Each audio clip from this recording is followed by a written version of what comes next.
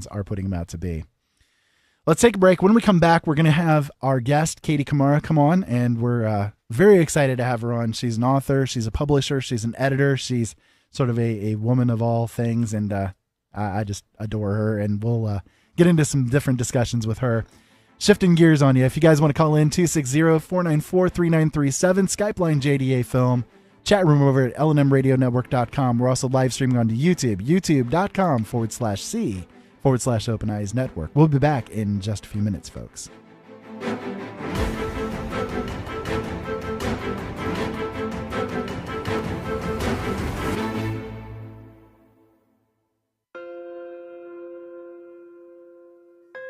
There are days that the red pill is bitter in my stomach, but I can't get it back out. I think because I have to. I speak because I have no choice. I walk through this dark age we're in with open eyes. Listen to Open Eyes on LateNightInTheMidlands.com. And together, maybe we won't stumble and fall.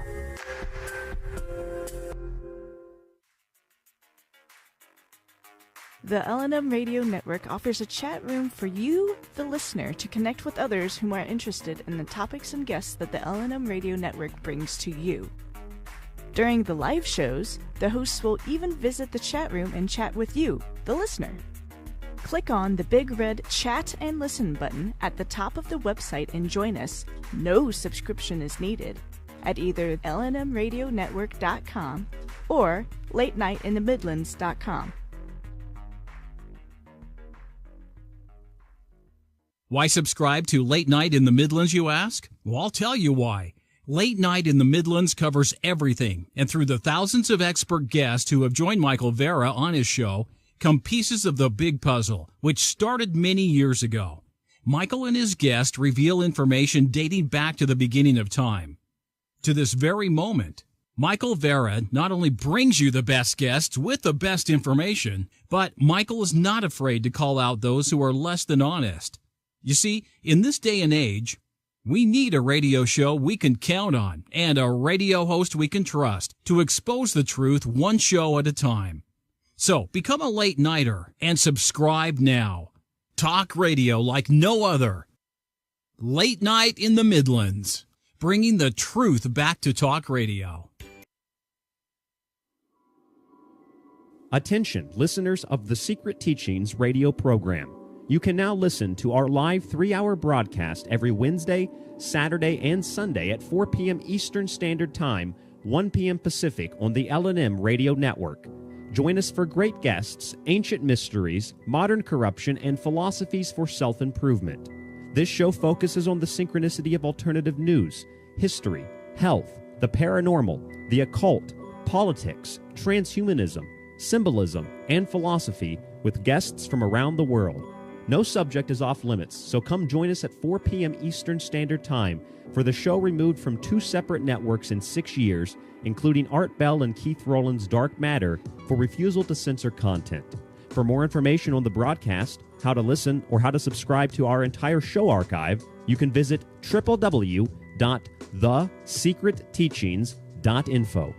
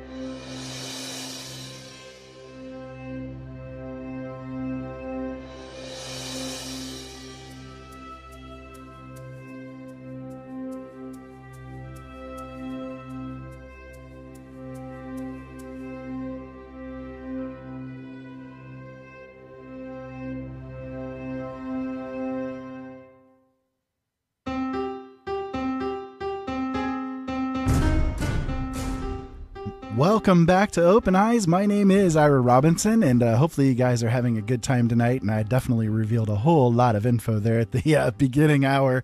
Had a whole lot to shove in there while I was on with myself, all by myself. Anyways, so we are back, and we have Katie Kamara joining us. Katie Kamara Neely, actually.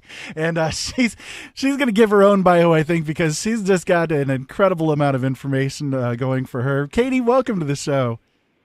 Hi, how are you? I am doing well so far tonight. It's been an interesting one. Well, I'm glad to be on the show, that's for sure. I'm glad to have you. You've been on as a caller here and there, but never as a guest. I was excited to have you coming on, though, for an extended period of time because you've got a lot of stuff, you know? Yeah, no, I was kind of a co-guest host kind of thing back in June, remember correctly? Indeed, when we had Debbie Schwartz on, yeah. Yeah, so that was just a part of a panel, though. So, Katie, why don't you tell us a little bit about yourself? Give us a little bit of your background so that people know where you're coming from. Okay, so I am an Australian-born, an American. Well, I'm formerly, I call myself American because I'm here now. I live in the United States, and the whole reason why that came about is because, and I'll get more into that later, but I'll tell you who I am first. But I'm actually formerly an erotic author.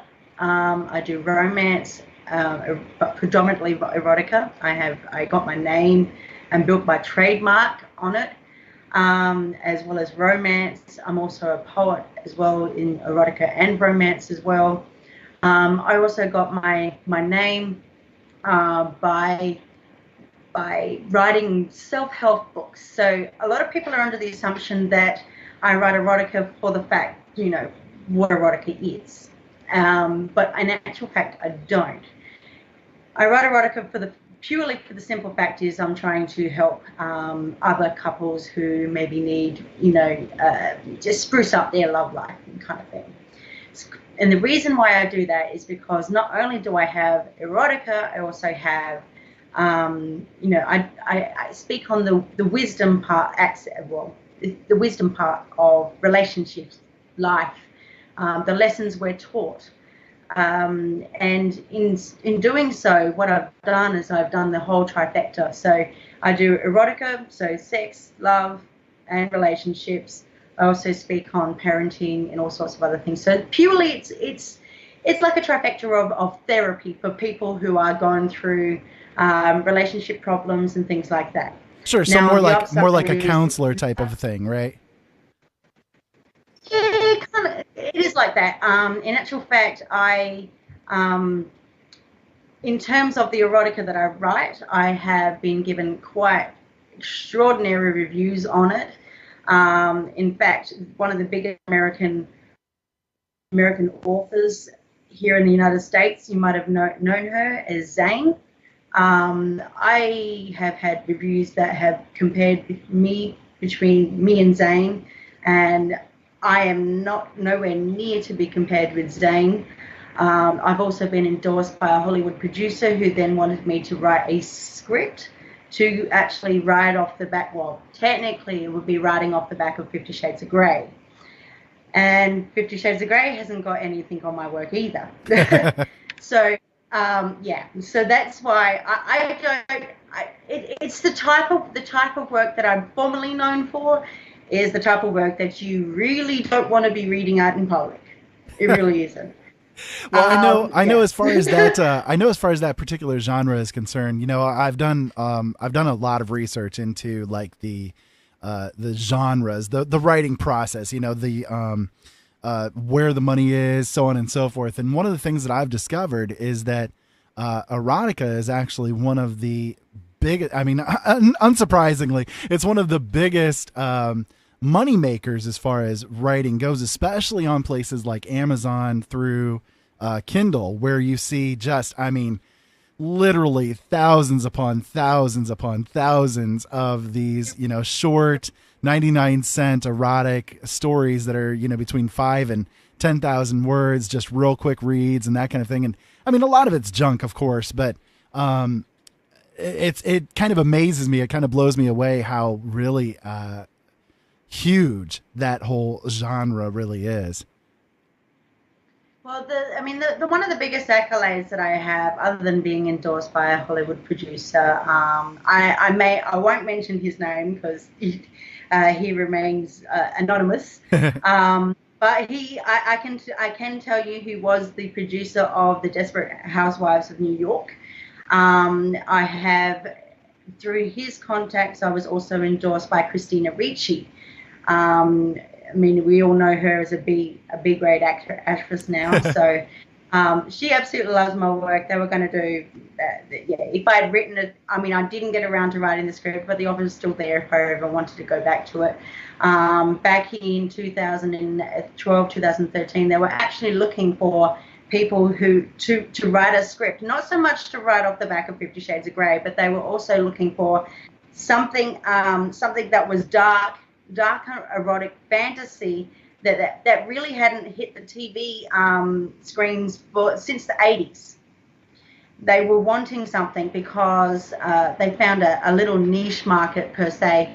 So, you know, I got that offer. I basically said to the producer, I said to him, I really don't know how to write a script, but if I ever learn, I definitely will send it.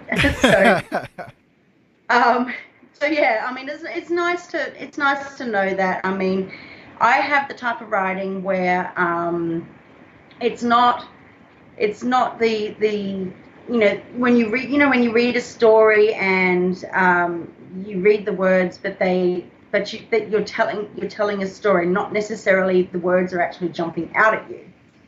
Now, the type of writing that I actually do literally is like watching a movie on loop. So it is so vivid and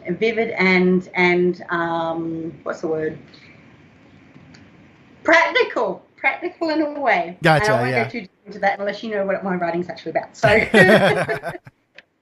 but no, some other little backgrounds that I have is obviously I claimed my little trademark as the Velvet Robe. So that's what I was known for. Facebook blew up. Facebook actually found that I was too not family orientated whatsoever. So they actually shut down my big fan pages that I had back then. So I had scores of fans. And so after I had to rebuild myself after 6 months and after a year, I had a fan base of almost 30,000 people. I had authors left, right, and center ask me how I was doing everything that I was doing, and I said maybe it's just the genre, or maybe it's something that I am doing, but I'm not doing anything different to what you're doing. I will admit though that I've never actually been published or self-published. I've always had a traditional publisher, so indie publishing is not something that I like, per se, but that doesn't mean that I've never gone into that field either, or never will go into that field for myself. I've done self-publishing myself, and I had success with it. I mean, it's not something that I wouldn't recommend to people, but it definitely takes a lot of work. In fact, with self-publishing, especially for those who self-publish on CreateSpace, it is actually a door stopper rather than a door opener. Right. Those people who do publish on places like CreateSpace and Kindle and other self-publishing platforms, especially on the internet, they are the ones that are more likely never really actually to be looked at, let alone be getting their books on a bookshelf. Because self-publishers are not very highly valued in terms of the literary industry at all. In fact, it's actually a last resort for any author out there that wants to get their book published. So it's not saying that you can't self-publish. It is just usually the last resort. Now, you got people like J.K. Rowling who got how many rejection letters from big traditional publishers, and they just keep sending their books after books after books after books until hopefully one day that they get recognized for the work that they do. Now, in saying that, it's not always about what you write either, because I mean authors like J.K. Rowling, Stephen King have written massive books. They've got huge acclaim for what they write, but and it's not always perfect. Now Stephen King as well, having hundreds, if not over 1,000 mistakes in his book. It's not perfect. It's been published by a traditional publisher, and yet he still sells. So at the heart of the matter is the fact that if someone says to me, "Oh, my writing is not what it should be," don't always second guess yourself, because many people don't actually read every single line. They're going to read a couple of words per line, and then they're going to skip through and make it the way that they're going to see it. It's going to be their perception, but you're going to be telling the story. I know that in my experience talking to authors, one of the problems that a lot of authors have is this thought that when they write their book, every single word that comes out of their mind and onto the keyboard or onto the page, however it is that they're doing it, has to be dripping with perfection. They will go back and line edit every single word that they type as they type it, and so on and so forth. And they spend, I mean, I've known people that have been working on like one particular book for the past 5 years, and they're still not done with it. They're still, slaving away literally over this book. And they're going into like this circle of depression regarding their book and how they suck as an author and they're never going to get it finished. How are they ever going to find success because it's taken them this long to write this one book? What am I going to do? And I'm just sitting there saying, like I say, the author themselves are going to be their worst critic. Oh, absolutely. Absolutely, Katie. Their worst critique. I certainly, when I write a book, I write to my heart's content, just let the words flow, and then I stop. I pass it on to an editor. They edit my work, and I leave it in the editor's hands to handle, because at the end of the day, an editor is the one that's going to make you look good, not so much what you write. They're there to give you the suggestion. Right, exactly. What I always tell them to do myself is just write. Just write down whatever flows out, and if there's mistakes, so be it. You can go back later and change those mistakes. You can go back later and fix them, or again, like you were suggesting, find an editor that can go through it themselves and do it. For me personally, I like doing the line editing myself just because I like to have a little bit more control as far as that kind of thing goes. But that's only me, you can do all different kinds of processes with it. But the point is just to get it out, just let it flow. Because the problem is that the process of creation, I was kind of going into this a little bit earlier in the show. I don't know if you were listening there at the beginning. But the process of creation, I mean, there's a different part of your brain that's getting used when you edit as opposed to when you're actually putting out the words and creating it. And those two things actually fight heavily against each other. So when you try to edit at the same time that you're writing, you're making your job 100% literally more difficult than it should be. That's exactly right. And I mean, you're going to go through several edits before you even get to the publishing stage. Absolutely, yeah. It's not an easy process, and whoever said that writing is easy, no one's ever said that writing is easy. It's a job. I'll get to know you. It's a job. Just because you're sitting on your butt and you're working in a more comfortable environment maybe than a lot of people out there working in the cubicles, it's still just as much of a job. So that's exactly right. I mean, we kind of stick to the author's code. We wear track pants. We wear flubby t-shirts and eat ramen noodles for dinner, which and drink coffee and smoke cigarettes all day. That's pretty much what we do. Yep, exactly. And we are night owls, and that's how it really works. And I mean, we're the biggest. We can be the biggest blobs, really, but no. But when it comes to putting out our work in public, our passion is basically on the line, and that's where we light up. We really do.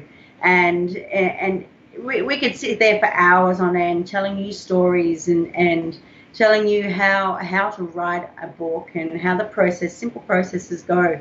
It is really going back to basics of old-fashioned writing. The only difference is now is that we're using technology. And I love my technology. I'll tell you what, I used to write everything in notebooks, by hand. And I will say, when the process of writing, there is something different. It's a more visceral process, I think, when you're doing pen to paper as opposed to hand to keyboard. But at the same time, it's a little bit more of a challenge to do it that way too.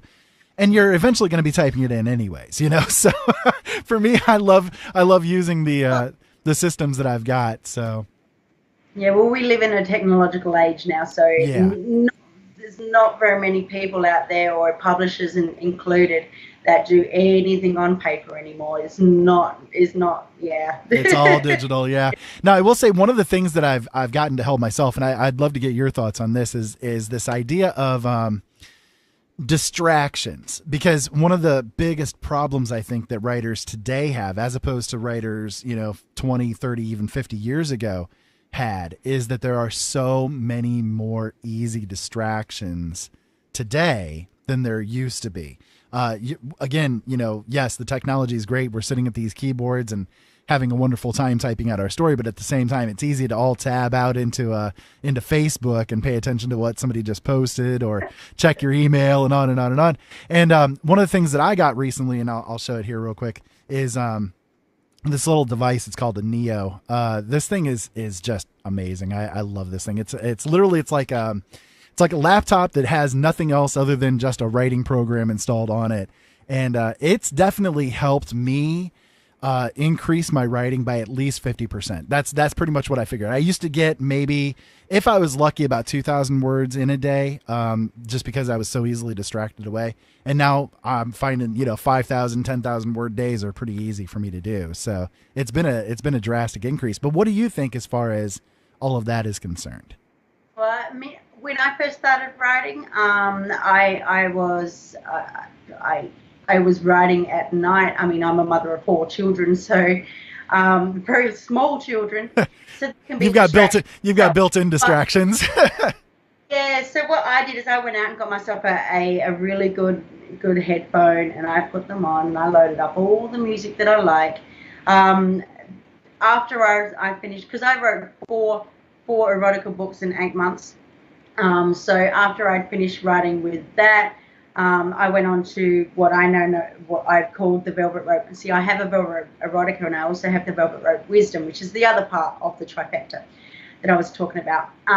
So what I would do is I would load up inspirational music, anything that was instrumental, anything that would literally just drown out the rest of the world. That's what I do so too. Yep. Actually focus. Music is probably the best way to distract the world around us, but I mean, there's lots of different other ways to do it. I know a couple of other authors that will go to a park, sit on a bench, and just observe. They really do, and the reason why they do that is so that they can, in their observing period, they can formulate and concoct in their head what the next story is going to be, just on the observation of how people act in public. So, and they're going to note down, they're going to have their notepads with them, and they're going to be noting everything that you do. So beware, everybody. They're going to be noting everything that you do, and these little things that you do ends up being a part of their book.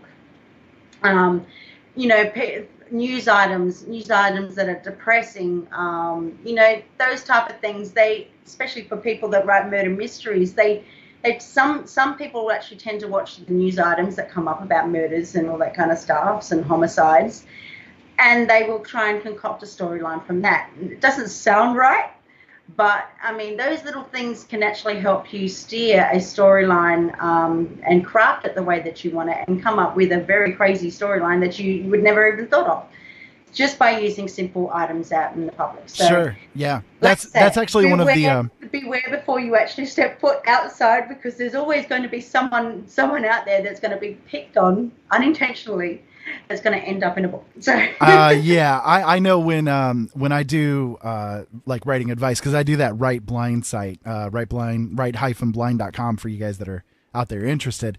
On the site, I give a lot of different writing advice, and one of the articles that I wrote not long ago was about exactly that kind of thing, how to come up with ideas to write with, and I go with the sort of what if scenario. So what if this tablet that I was holding onto my hands here was, some kind of, it turned out to be some kind of ancient alien device, I mean, just, the little things like that. What if is such a weird and cool question to ask when you're a writer, to try to get those new ideas going. And I think it's kind of along those same lines of what you're describing there, reading that headline and saying, well, what if this was actually something that I could write about? Or, what if this was, some woman was actually out after her children, or, whatever the case may be.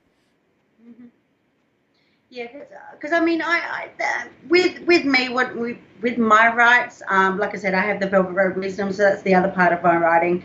That's predominantly relationship and life coaching in a way. So what I basically did was I went under the philosophy that I love to love and love to give love.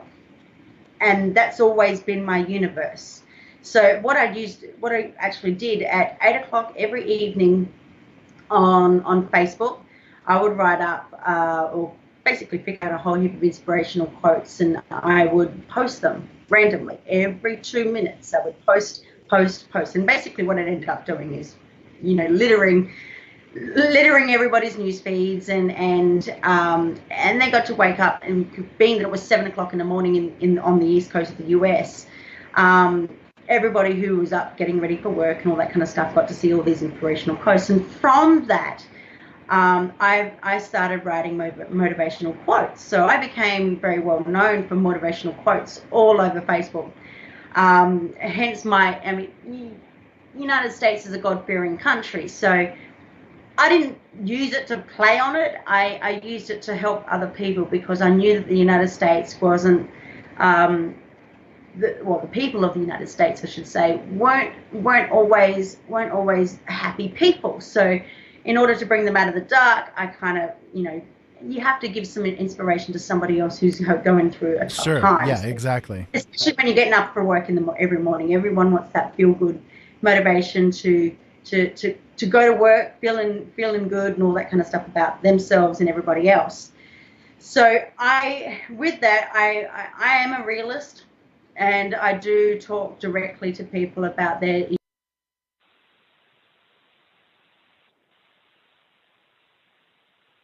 Hello?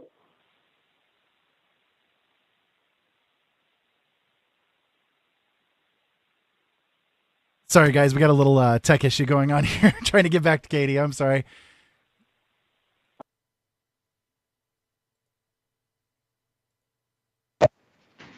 Katie, I'm sorry. We had another call that was trying to come in, and it ended up totally messing up the Skype there.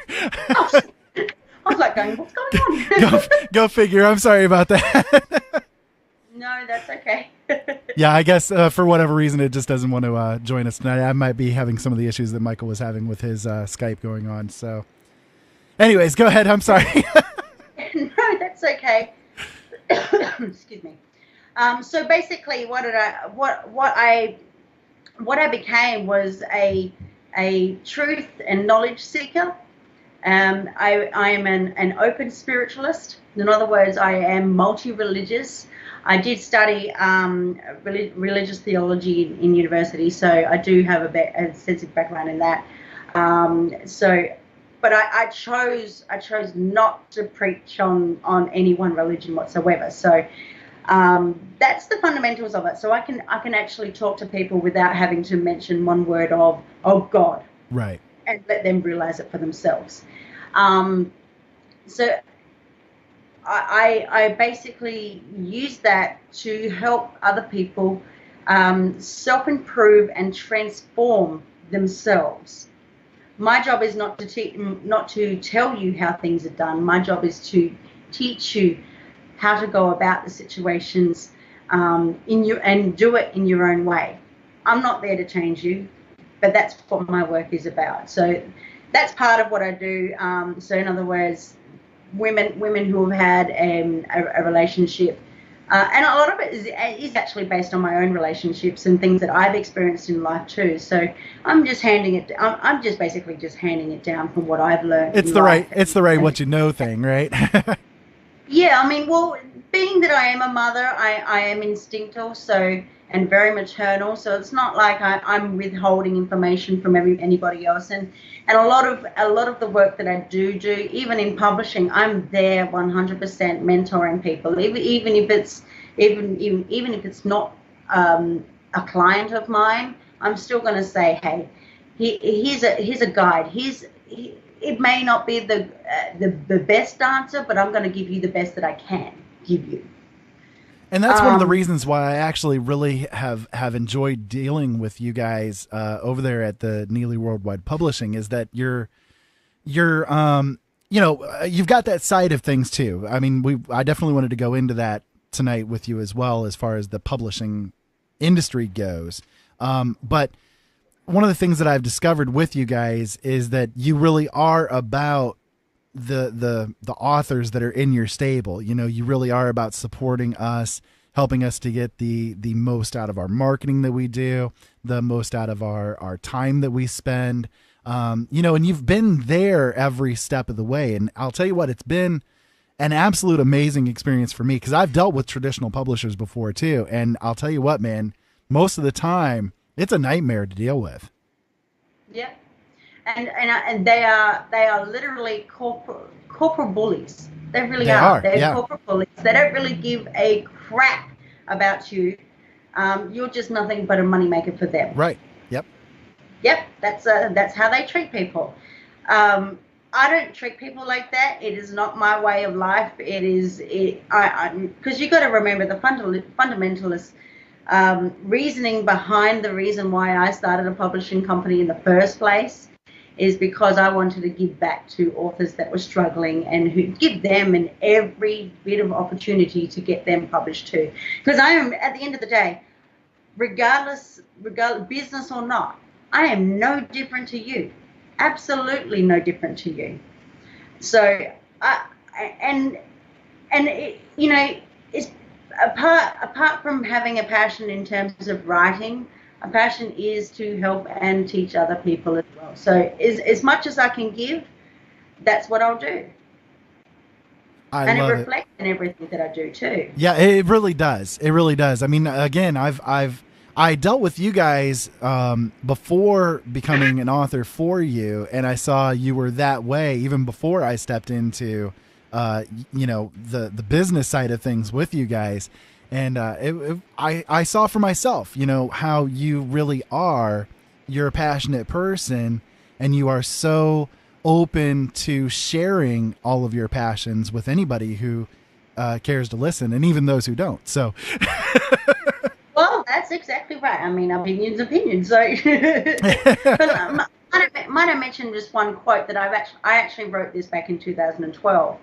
If I can chase one tear away from you, if I can make you smile, if I can light a candle of hope in your heart, if I can remind you that all of life adores you, and if I can shine a light on the darkness that surrounds you, then I have loved as God loves. I am satisfied.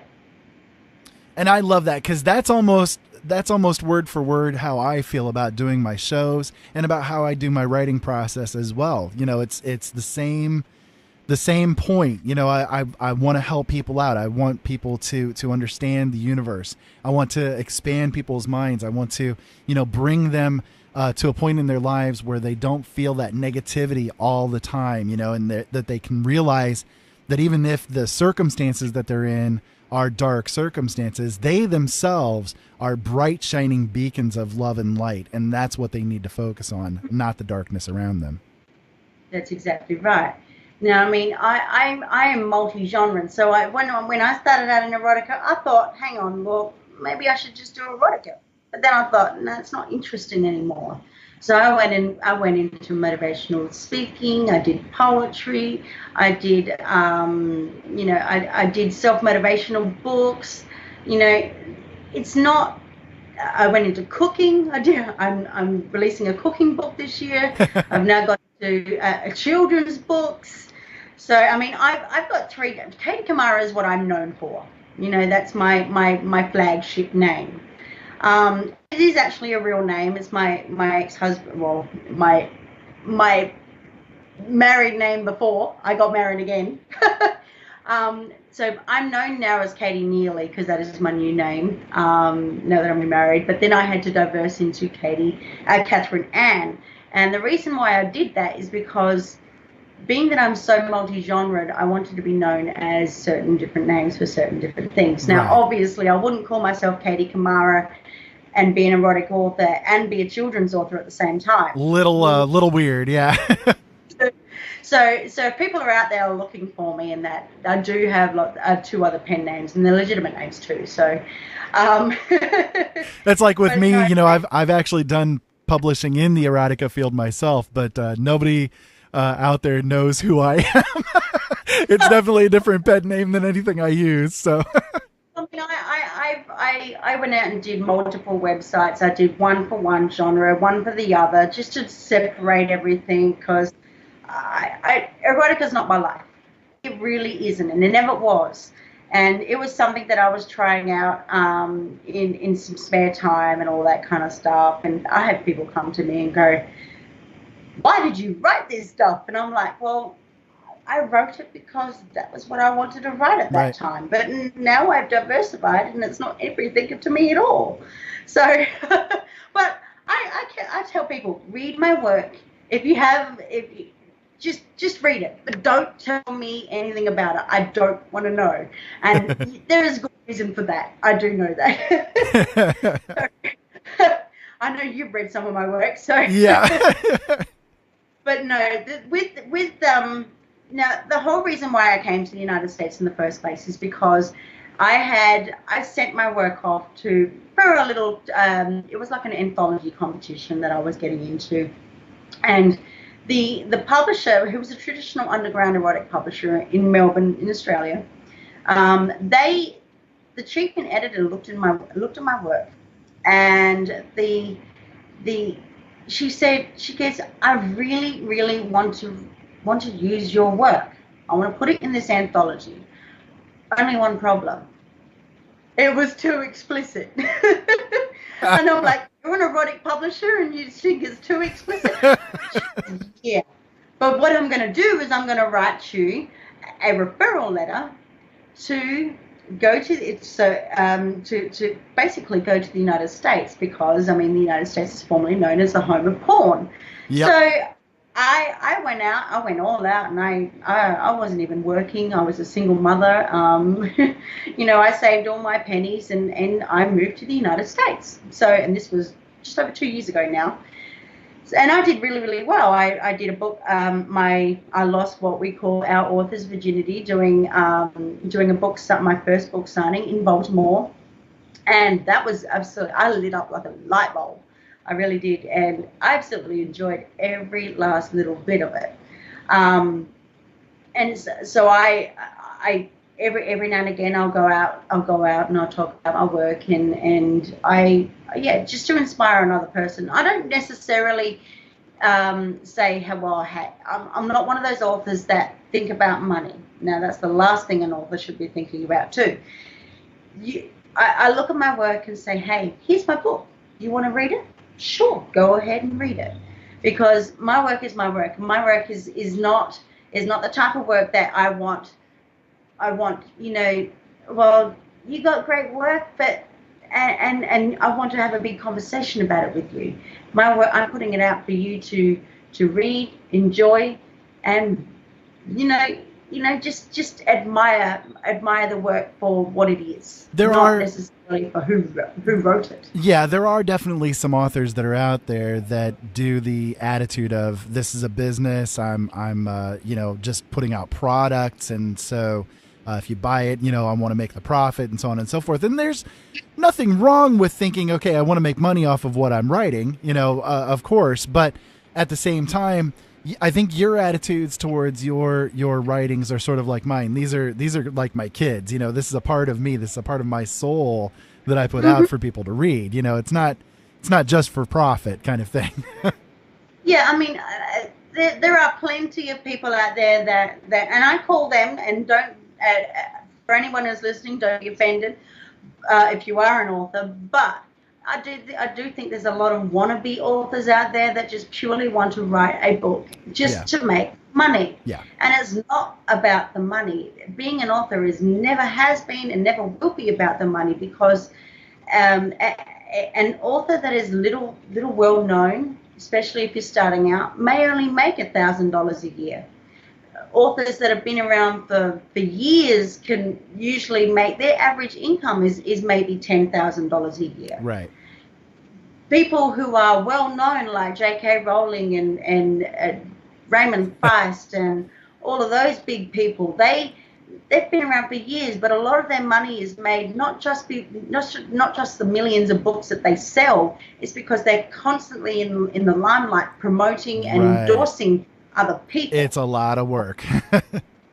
And it is a lot of work. So I always say to people, if you are going to go down that route, just be aware that you are putting yourself on the line in the public limelight. If you're not up for public scrutiny, then just scale it back a little bit. Do what you're doing, but don't overdo it. Yeah, and that's one of the issues as far as authors goes. Most of us are very much introverts and don't want to have any exposure to the sunlight in any way, shape, or form. Exactly. I mean, you've got people out there that they will say, "I'm a bestseller." That they've got one book. Let's just say they've got one book. I've seen this plenty of times. You've got one book and you're going out and you're advertising yourself as the best-selling author, and lo and behold, you don't have a website. You don't have any really much of a social media following. You're selling your book for 99 cents. And I'm sitting there going, what are you trying to be? That's not how to go about certain things, because that's setting yourself up for failure. The bigger you talk, the more you're setting yourself up for failure. It's a risk, yeah. So in order to be successful, you got to work your way up. You work your way up slowly, and it might take you 6 months. It might take you a year. It might take you 2 years. Generally, in order for someone to be recognized anywhere, this is including retailers, it can take up to 18 years. Oh, no, 18 years. What am I saying? 18 months to 2 years. It takes a while. So it's not about rushing into it. It's about doing your work and crafting your work and tailoring it to what your readers want. Because at the end of the day, your readers are your loyal fans, and your loyal fans are going to give you, are the ones that are going to give you the positive feedback that you're going to need to maybe write your next book. Right. Now, in saying that, one piece of work is not going to make you get recognized. You write one book, it's got to take you years and years and years and years to get to the level of some other authors that are out there. The idea and proficiency of writing is allowing you to grow on what you already have. So by having multiple books out there will allow you to have a bigger room to move, maybe have a bigger reader base and all that kind of stuff, and allow you to make a little bit extra money on top of maybe what you already have. So, I don't see Danielle Steele having just one book. She's got 10s, 20s, 30s books. More. I don't mean, I've lost count now. Yeah, I think she's up to like 55 or something like that. So, yeah. Yeah. I mean, I think Stephen King's got over 50 books now. Yep. Yeah. He's got 8. He's got 8 just within the one Dark Tower anthology. So. Yeah, I mean, there are plenty of people. There are plenty of publishers out there and all that kind of stuff. Create Space is not one that I totally recommend. I'm not condemning Create Space, But I will say that they have some really unusual practices that authors really don't understand before they publish their books there. Yeah, I would agree with that. Yeah. So my suggestion for anybody who wants to write a book, in terms of writing itself, don't make lazy word choices. You'll never make your mark as a writer unless you develop a respect for words and a curiosity about their shades of meaning that is almost obsessive. The English language is rich and strong with supple words, and take time to root around and find the ones you like or want. Now those ones, and this includes going back to using the dictionary, using the thesaurus, because those two books are your best friends. On the other hand, avoid jargons and big words. Cliches are the worst things that an author has in their own rights. Cliches are to be avoided. They really don't make a lot of people like reading cliches, but cliches don't make your work unique. So clear thinking becomes clear writing. One can't exist without the other, and it's impossible for a muddy thinker to write good English. In saying that, a clear sentence is no accident. Very few sentences come out right the first time or even the third time. This is what we were saying before.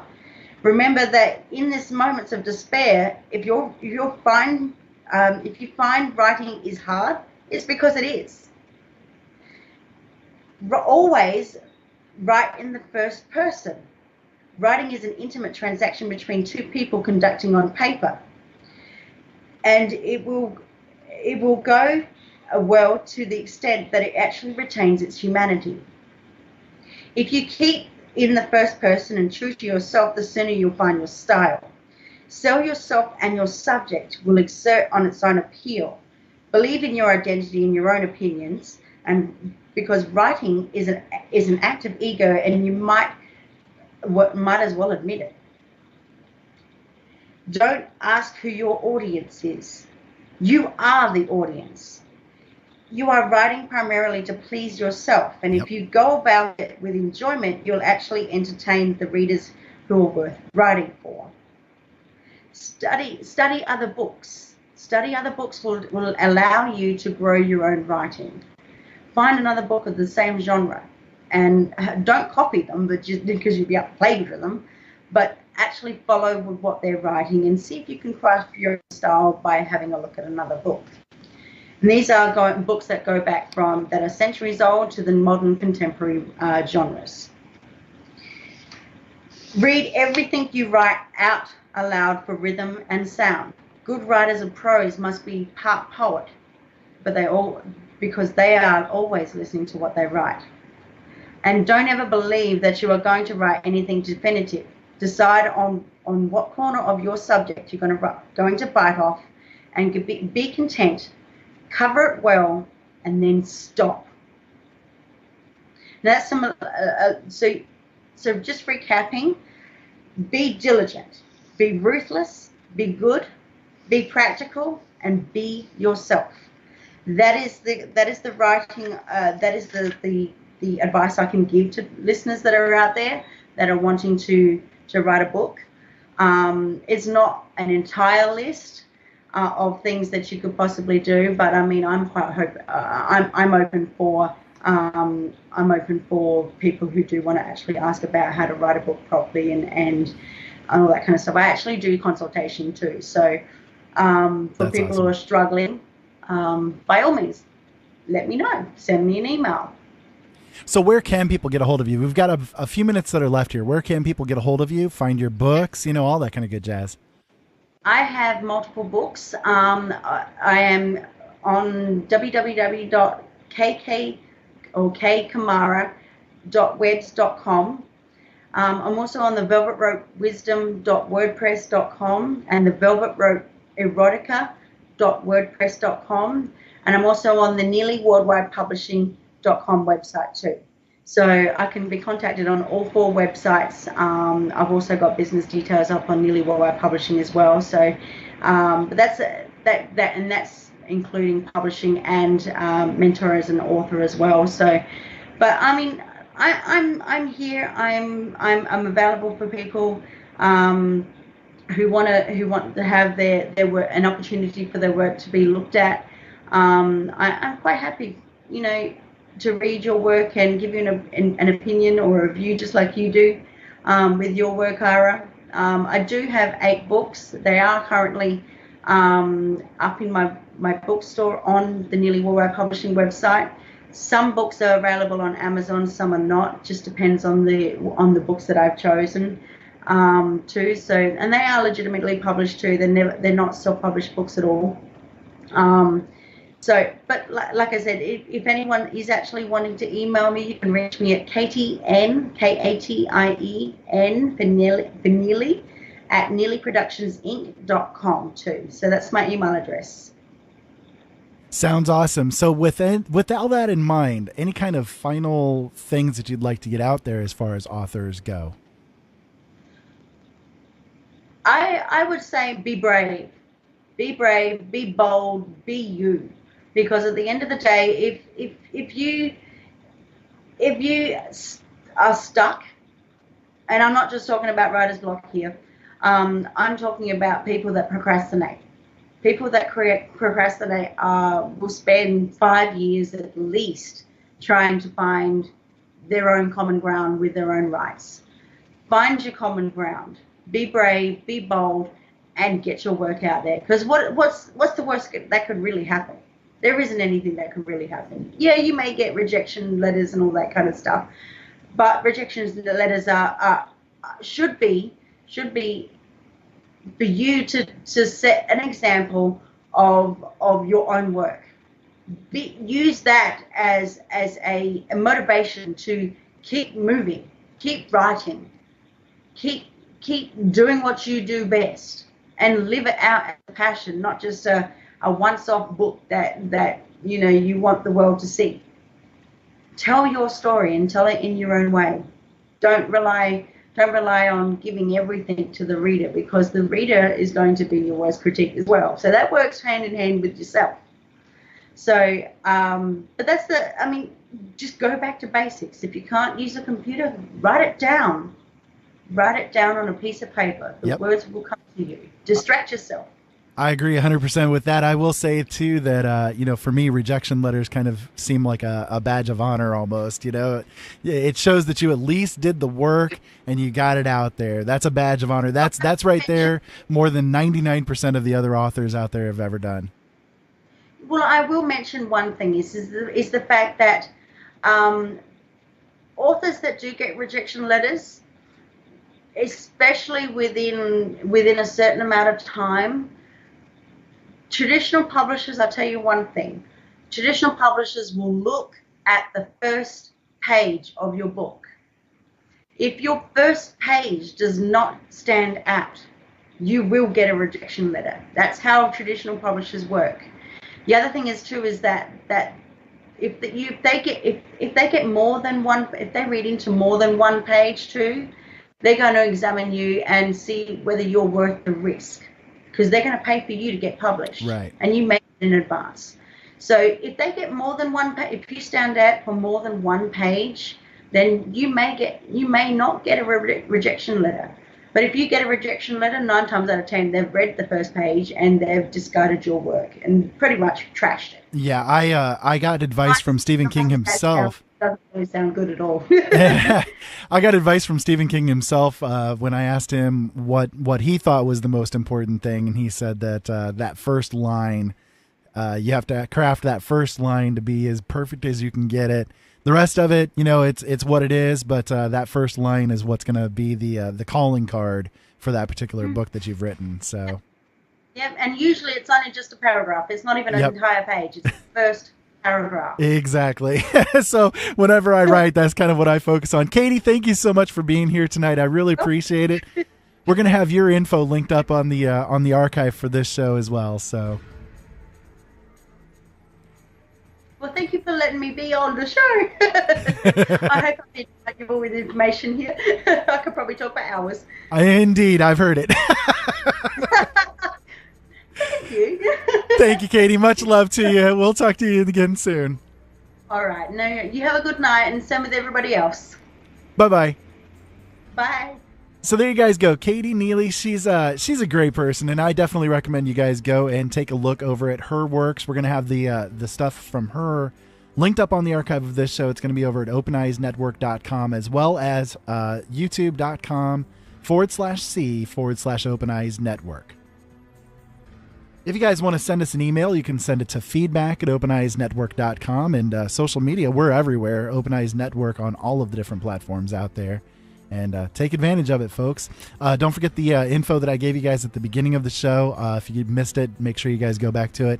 We will be live again tonight, midnight Eastern Standard Time with Duct Tape Nation. I'm going to be a guest on that show tonight. We're going to talk about vaping and some other topics as well, but it's going to be some interesting information for you guys. So hopefully you will tune in. Wherever you're hearing this, you can hear that as well. And that will, again, be midnight Eastern Standard Time tonight. So with all of that in mind, again, I thank Katie for coming on. Deeply appreciate her words of wisdom with all of this. And if you guys out there have any interest in my own books, go to right-blind.com. That's right-blind.com. Don't forget, I have new books coming out actually on the 1st of February, including Illusions and Dreams, the Ultimate Collection. I'm really looking forward to y'all reading them.